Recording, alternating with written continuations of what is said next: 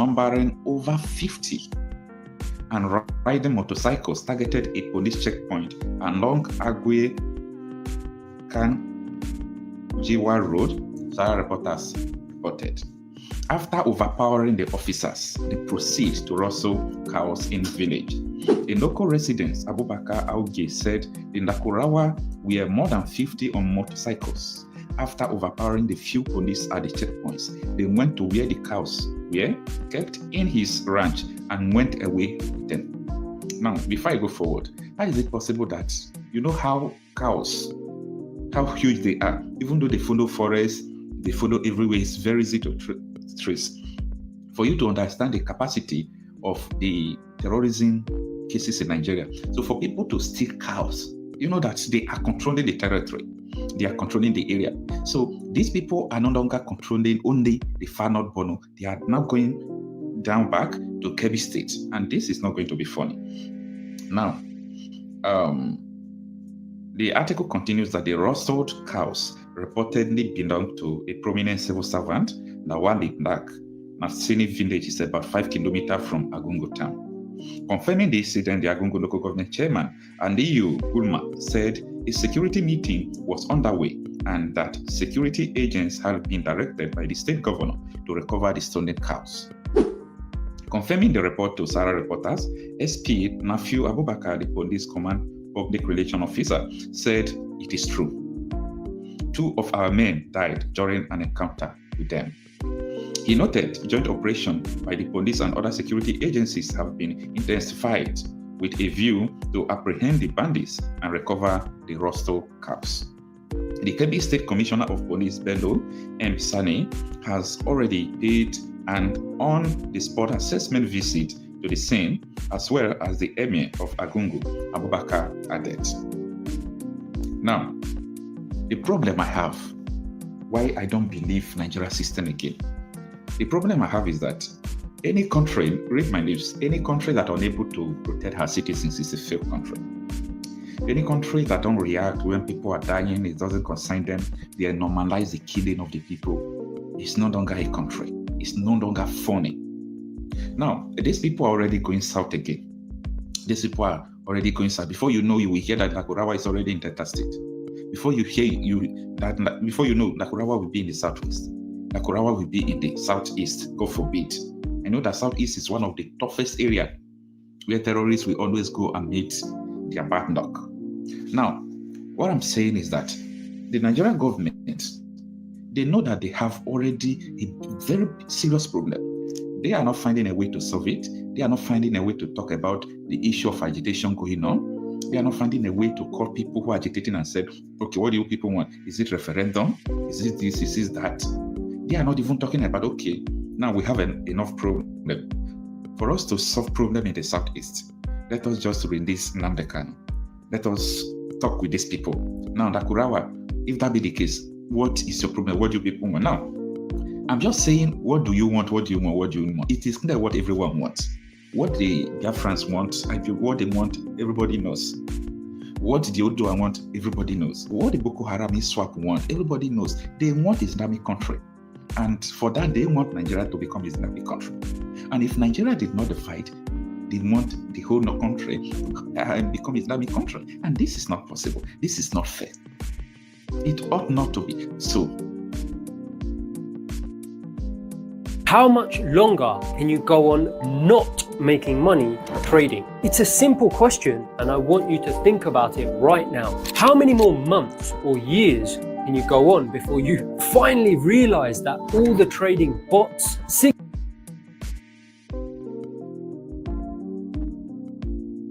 and people are not talking?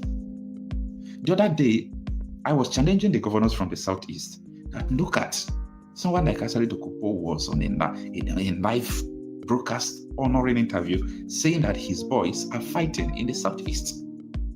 Up till now, nobody talks anything about it. Nobody discusses anything about it.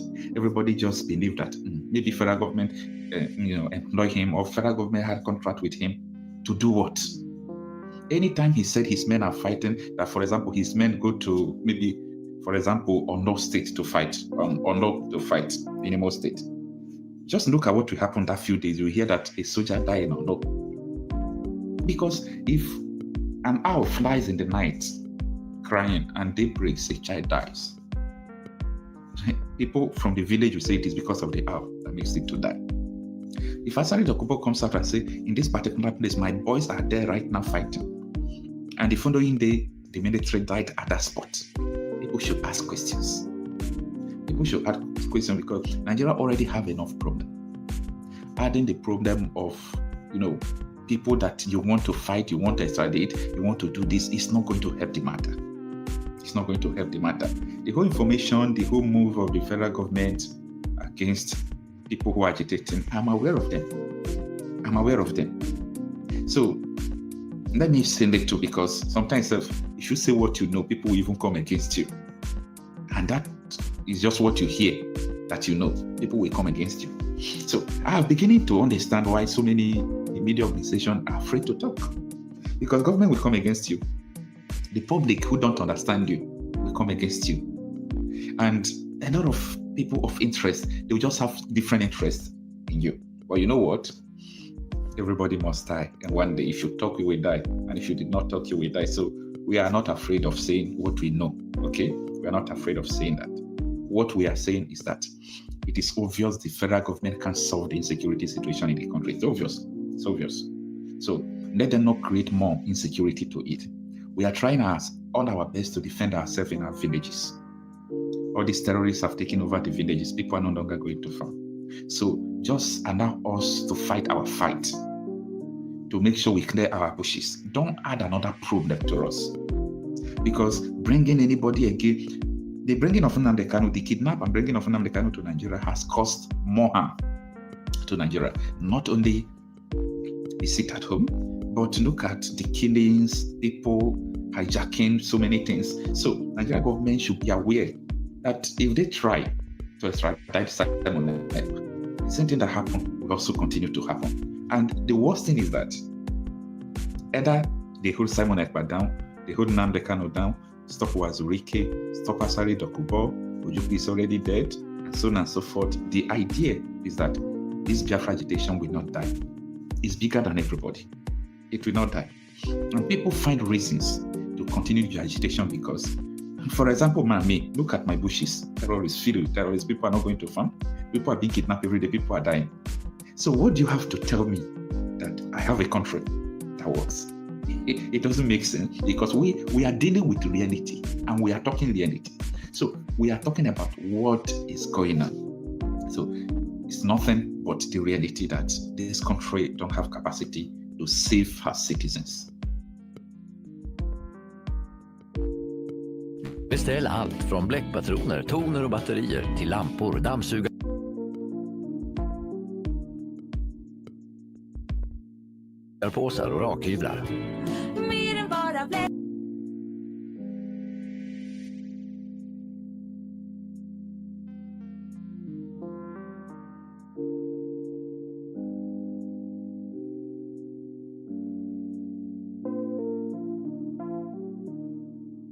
More than half of Nigerians are from the northern Nigeria.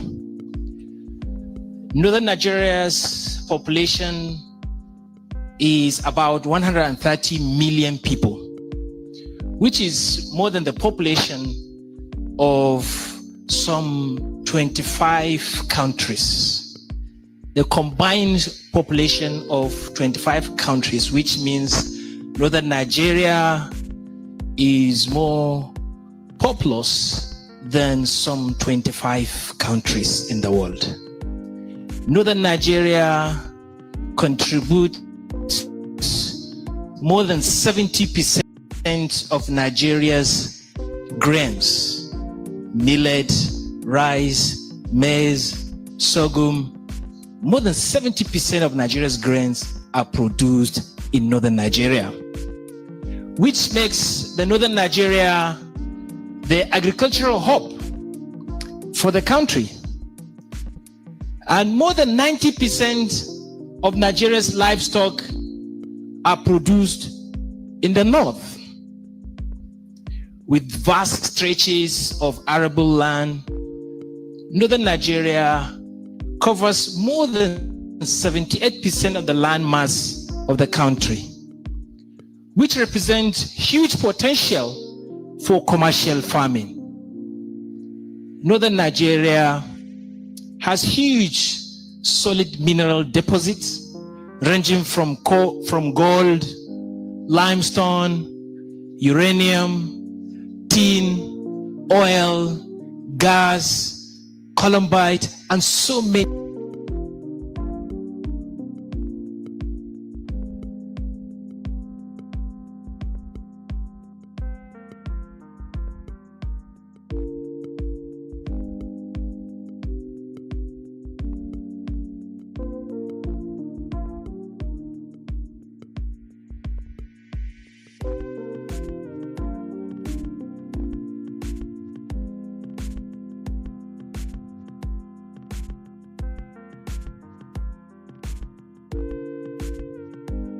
Yeah.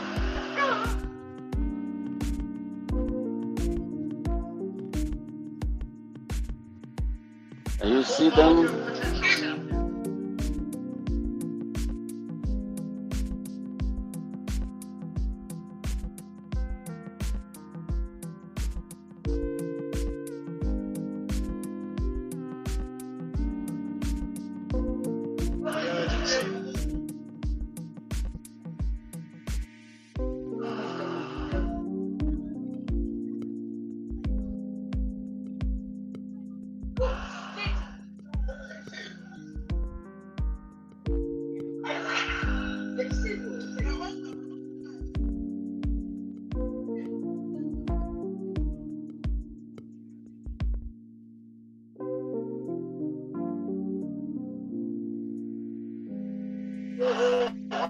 Many other solid mineral resources.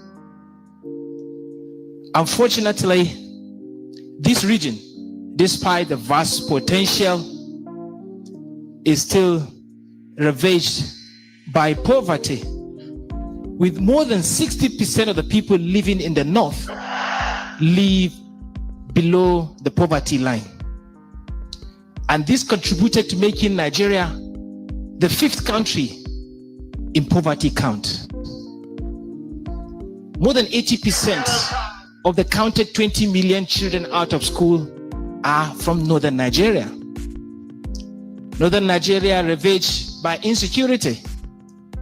In just 1 year, from 2023 to 2024, more than 600 people were killed. If you remember the massacre, the killings in Rwanda, there were just 800,000 people.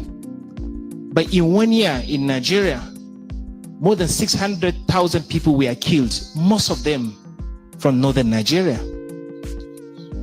More than 2 million people were kidnapped in just 1 year.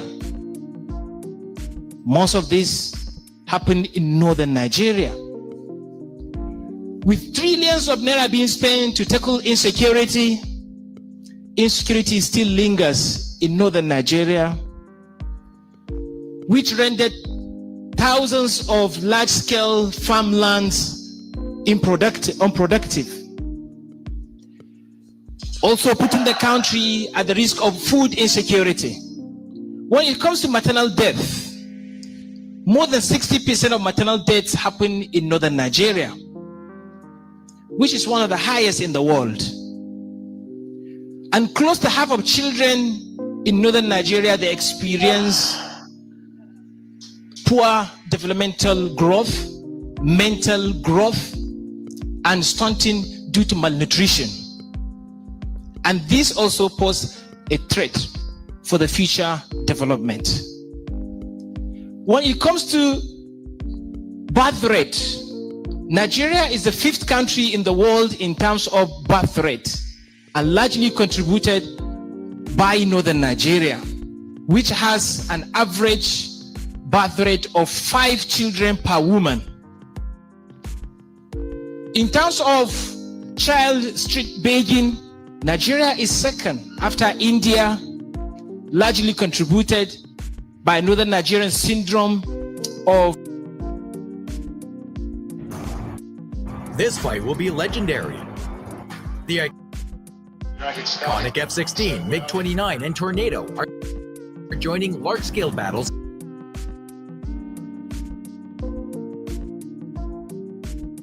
of child street begging.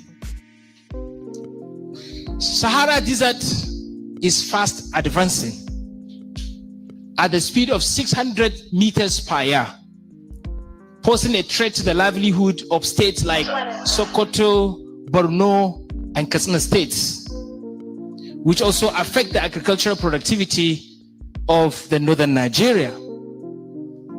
Unemployment is on the rise. If you look at the count of states, the ranking of Nigerian states in terms of GDP contribution, the top 9 states, none of them is from the north. You talk about Lagos, Rivers, Akwa Ibom, Imo states, Delta states, Anambra states, Ondo, Ogun, and Bayelsa. None of them is from northern Nigeria. The closest state that came to the top is Niger State, that came the 10th in terms of GDP contribution, which means majority of the GDP in Nigeria is not produced in northern Nigeria. What if northern Nigeria is a country? What is the GDP count of northern Nigeria? Most of the state governments heavily rely on the Federation Account Allocation Committee funds, which become their single lifeline. Reduce that, it affects their productivity and their development. And this represents huge challenge and risk to the development of the region. And because of the growing population, this little resources is overstretched and is becoming inadequate. With each set of generation, they are 1.5 times more than their preceding generation. If you look at the generation from 10 years below, they are 1.5 times more than the generation between the age of 20 and 10 years old in northern Nigeria, further stretching the need for more resources for development. Without it, the development of this ever-growing population is not guaranteed. With our agriculture being under-mechanized and access to finance is limited, especially due to our culture and our faith, which has been alluded earlier on, that due to interest rates, or rather interest, northern Nigerians are excluded financially. Financial exclusion is one of the major hindrances to even agricultural development, because as far as I am concerned too, interest is haram. And there is no justification for you to collect interest in the name of doing agriculture. So we should not be only limited to Jaiz Bank when it comes to funding businesses. We should have banks like the Bank of Industry, Bank of Agriculture, and all these development banks providing free interest grants or loans. Because we are people of religion. And if there is no religious inclusivity in our policies, in our system, in our agencies, then Nigeria, northern Nigeria, will always be left behind. Because Nigeria cannot develop without the north. Unity between them. The development of Nigeria is largely dependent on northern Nigeria. Develop the north, you develop the nation. And anything that affects it, affects the entire country. And there is an urgent need to rescue northern Nigeria. And to do that, we need to start the journey of rapid development. And this journey, I believe, starts here today, in this venue, and with these people. Because it's not about our numbers. It's not about our conviction. It's about our passion. It's about our actions. And what I like about these agendas is that it encompasses all aspects of development. And it represents the need to have a unanimous development agenda in northern Nigeria. Development in northern Nigeria must be unanimous and must be concurrent. One state cannot be pushing for development and the other is not. We must unanimously agree on one course and together drive toward that. It's a single journey, it's a single destination, it's a single bus with passengers all in that one bus. And that's why I believe in these goals that is called Northern Nigeria Development Goals, because they can serve as a uniting point for us to begin this journey of transforming the Northern Nigeria. Because I always want to believe we are the ones that Northern Nigeria have been waiting for. Northern Nigeria has been singing praises and appreciating people like Sardauna, but who are the next set of Sardaunas? You should tell yourself, you are the ones that the Northern Nigeria has been waiting for. Sometimes it's not about the leaders. It's not about the political leaders. It's not about election. It's not about changing leaders. It's not about having a Northerner as a president, but it's about the people of the region. You rise and be and represent yourself and take action to salvage all these problems we talk about. I'm not underemphasizing the importance of leadership, but political leadership is key to every development. But also the people of the region must do their part. And likewise, that's why I say today I'm very thrilled and happy that we are all united here under these 7 goals of inclusive economic growth, quality education, women and youth development, governance and security, health and Hej, har du privatlån, krediter eller avbetalningar? På enklare.se kan du se om du kan samla dina lån genom att jämföra upp till 37 lån.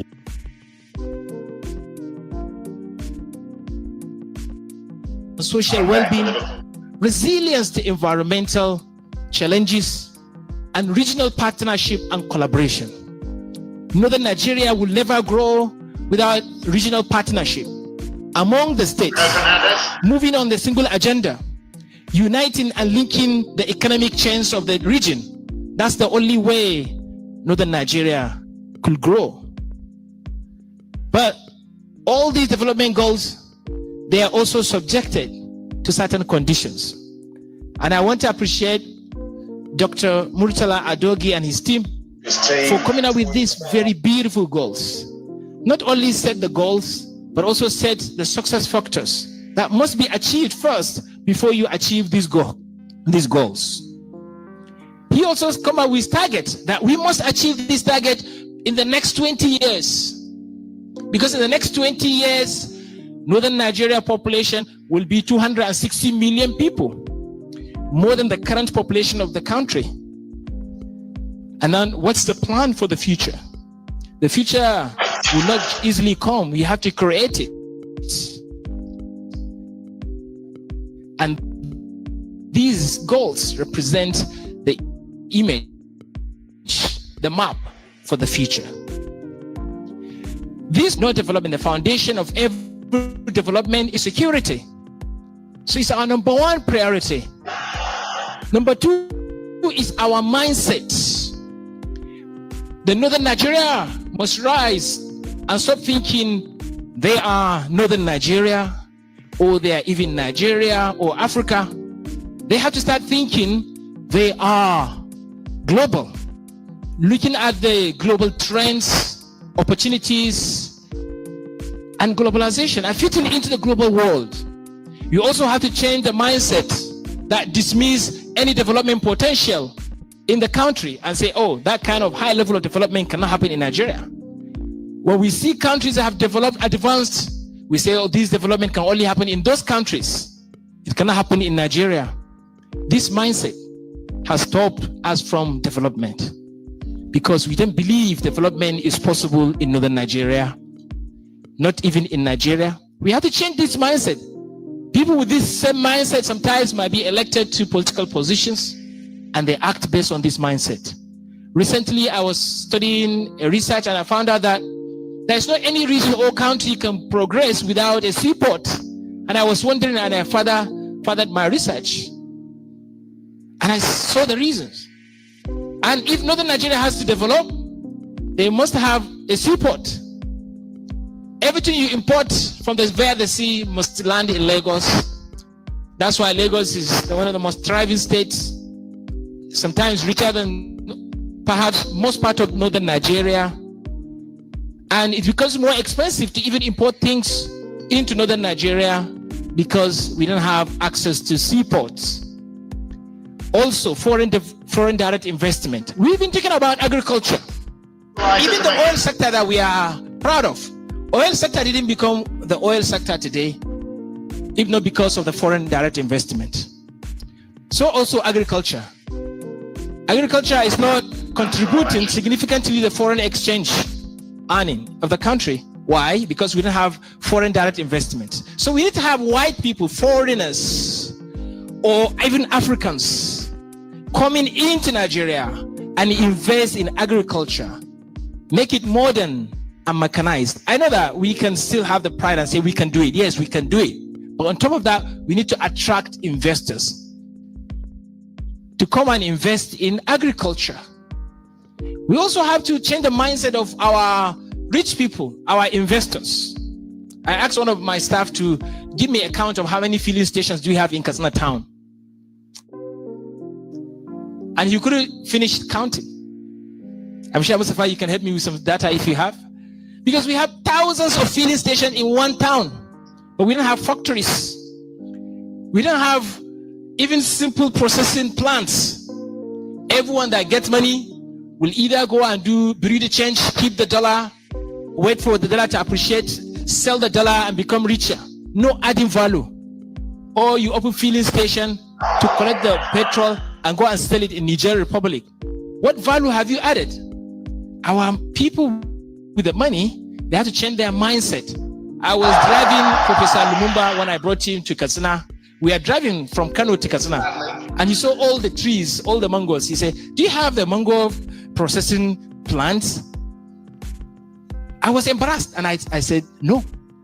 With all the mangoes in Katsina town, I don't know if there's any mango processing juice or plant in northern in Katsina.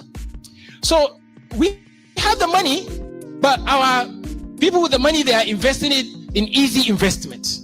So we must invest in productivity, in manufacturing sector, in processing agricultural produce. What we produce is the raw, and then we sell the raw. Even the animal skin, we sell it raw. We don't process it. How many animals do you slaughter in a town in northern Nigeria? Daily. The people that are doing balangu and sire and all these meat sellers, how many animals are they killing every day? Those skins are valuable resources that we can process and export to other countries. So we have to change the mindset of people with the money, the rich people, to have the right investment. Sometimes government has to come in to support people with the right ideas to invest. Sometimes it's not about the money, but the idea. And as lofty as these ideas are, all these goals are, I also want to align with the first presenter that say it comes down to money. And Murtala, I want to also challenge us here that yes, we are waiting for government to also fund development of this achievement of these goals, but we also have to do our part. And I was doing a simple calculations last night, and I said, what if in each of these 19 northern states we get at least 500,000 people who will contribute 20,000 naira every month for 12 months in 19 northern states? 500,000 people. How much money can we gather? It's more than 2 trillion naira. In 1 year, we can contribute at least 2.2 trillion naira and invest this money on goal number 1 only. Next year, the next 2.2 trillion naira will be invested in second goal. And then in the next 7 years, you realize that each goal have been invested or injected with 2.2 trillion naira by people, not by government. If government decide to do that, to support, to augment this, then that's fine. So we need to have what you call the Northern Nigeria Development Trust Fund, where people that are rich, that they can contribute money, can always throw throws their checks, their money there. I know I can, just not to brag, I can conveniently contribute 20,000 naira every day. I mean, sorry, not every day. every month. Maybe Adogi Mustafa could do that. But every month, because I know I can sit down in a restaurant and spend close to that amount in one sitting. And if I can sacrifice this food, this kind of extravagant spending, and contribute 20,000 to this trust fund, we can make a progress. And there are thousands of people like me who can conveniently do that. And some people can contribute 100,000 conveniently every month. But we are not giving them the platform, the opportunity to even contribute. So we need contributory funds to fund these development goals. We don't have to wait for government. Government cannot fix all the problems. But we as people, we have to demonstrate what we can. And that's why I also say, out of all the problems we have in Nigeria, ranging from insecurity, poverty, educational crisis, health crisis, unemployment, environmental challenges, weak governance and corruptions, we cannot solve all these problems at once.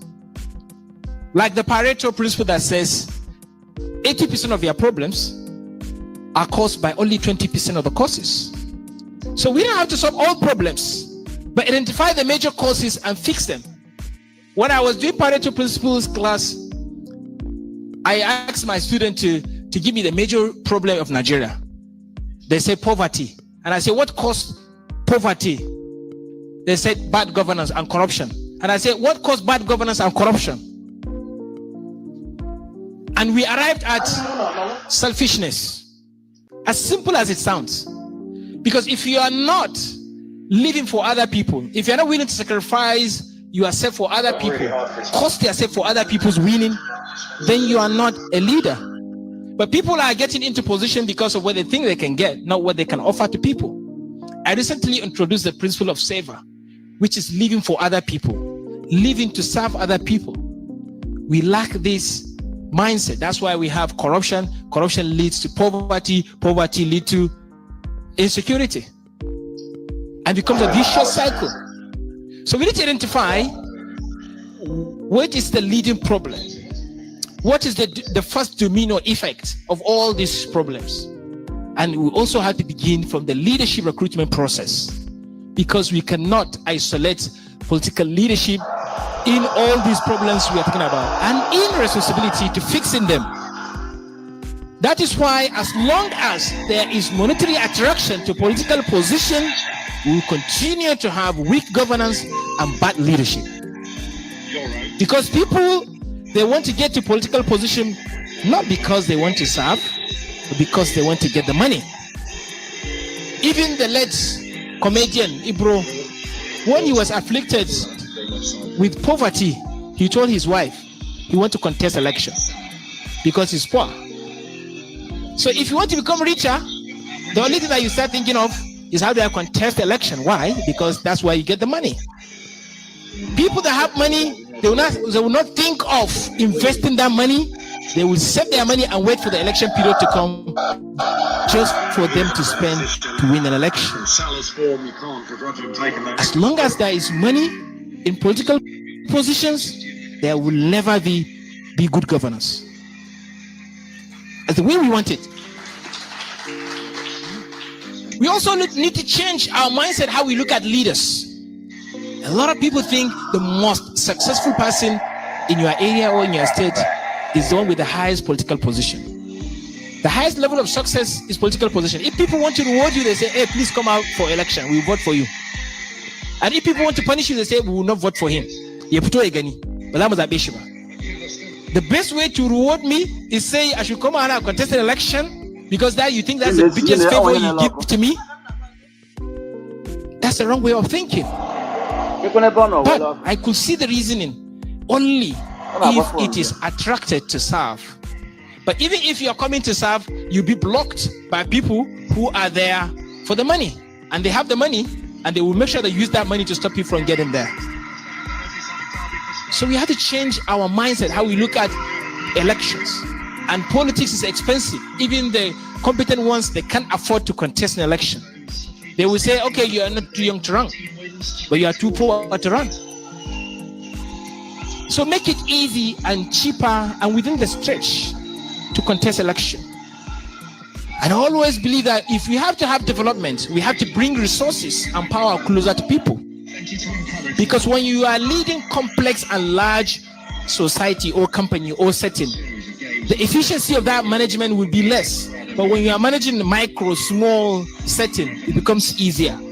That's why I say states that have their oil, let them keep their oil.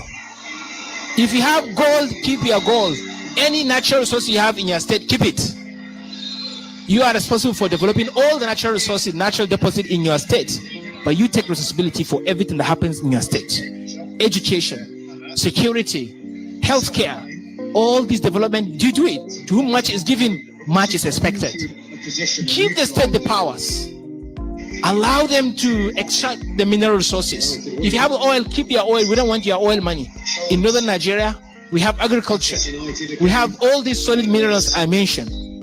Because it becomes easy for northern governors to sit back and point the fingers of blame at the federal government and say, it's the federal government.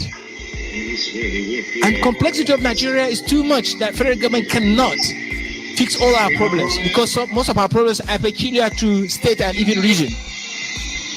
So we must devolve power to states and allow resources closer to people. That's when reach becomes spread. And we have to also consider what I call population management. We must grow according to the size of our resources.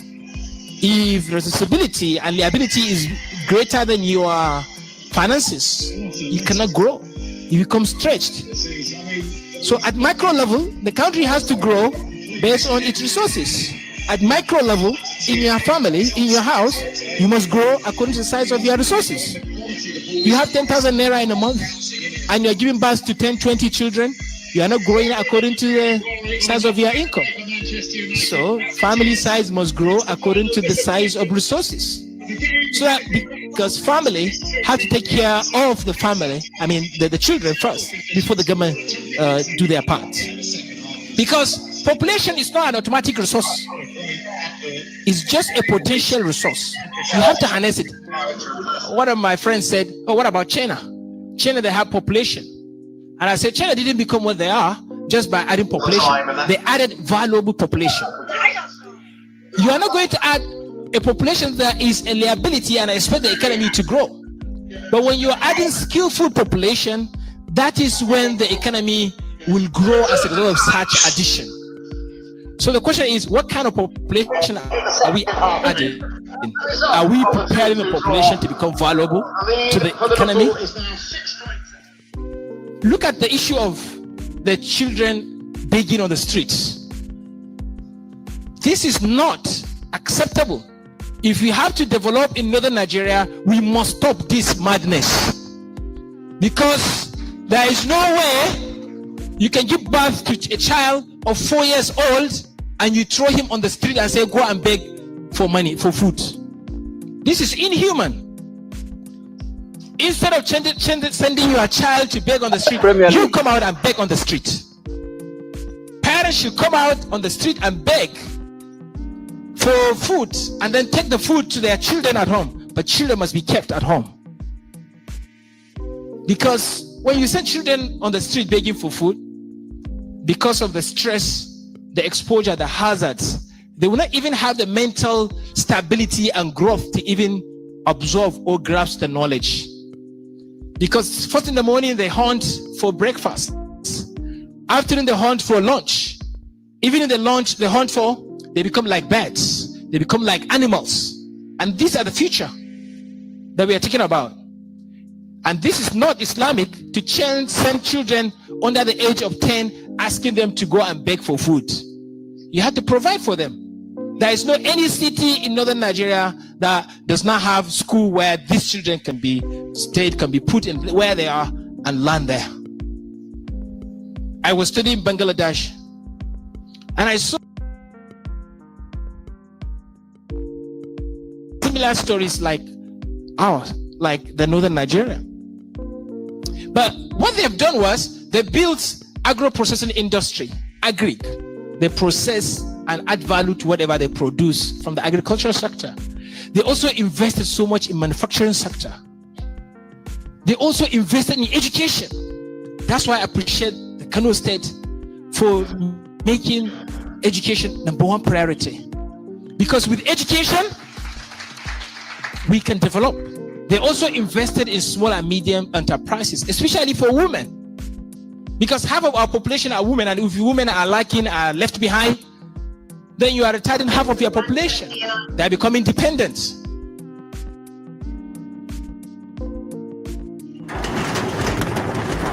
Hjärnan är fantastisk. Den kan skapa en idé, bygga på den. Större, större och större. Men vad hjärnan inte kan du med Strato. Skapa en hemsida åt din idé. 1 år gratis. Strato. Tänkt och gjort. They also invested in population management. They manage and control their population growth. They also invested in dialogue to ensure peace and security. Through dialogue and discussions, justice and equitable development. I've looked at Singapore. I looked at Rwanda. I looked at Morocco, Dubai. All these stories, they are stories of possibilities. If you look at where they came from, it was from a position of impossibility. But sometimes someone, a leader, came up from one of these countries and said, it is possible. And they made it. And all these countries, they came from different regions around the world. And there is no any limitation to say because we are Africa or because we are Nigeria, we cannot develop.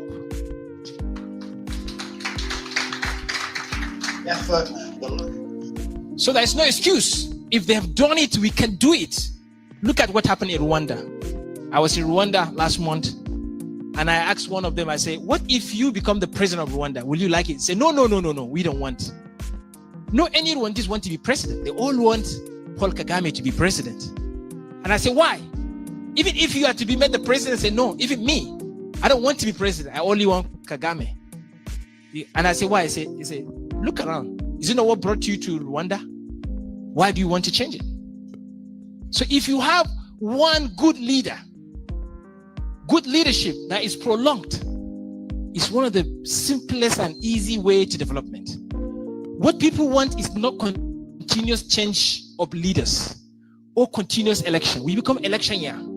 Every 4 years election. Every 4 years election. Election and election. Why is the development? If election is a recipe for development, we'll have been the most developed countries in the world. How many times we have election? Rwanda, they have one leader. Morocco, they have one leader. Singapore, one leader. Dubai, one leader with vision. Once you are lucky to have one good leader with vision, keep him there. You are not worth based on how much position you have. Leadership is not for everyone. Don't count your worthiness or your success based on leadership position you hold. We have to stop thinking about leadership. Everyone must participate in politics. No. Purpose of politics is development, is service. If you find someone who is willing to sacrifice his or her life for that, that's fine. Let him keep doing it. If you want to make money, go and invest. Make yourself valuable. So I want these development goals to be our uniting points. That whoever is coming as a leader, or any kind of reform that is coming in northern Nigeria, we evaluate, we judge that leader or that reform based on how these leaders or reforms are helping us to grow or achieve these goals. If President Tinubu is bringing the tax reform, we look at the tax reform bill or their bill within the perspective or the lens of these goals. Is this tax reform helping us in achieving these northern Nigeria development goals? Yes or no? We decide whether to support it or not. If someone is coming in contested election, we judge this person based on his ability to help us achieve these goals. So a leader is not coming to give us his goals. We all have our goals. These are our goals. You either support us in achieving these goals, we elect you, or you don't want to support us in achieving these goals, then you walk away.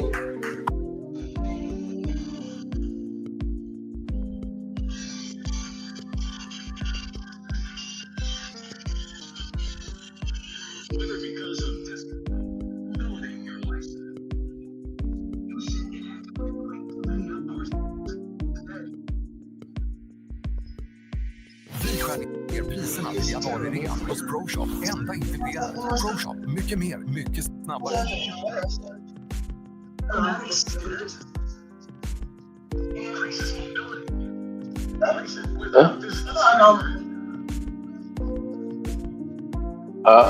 أنا كتنجم وكسر. Okay.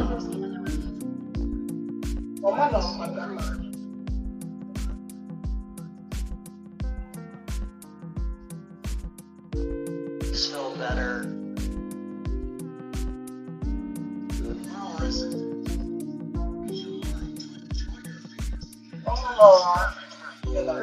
Oh,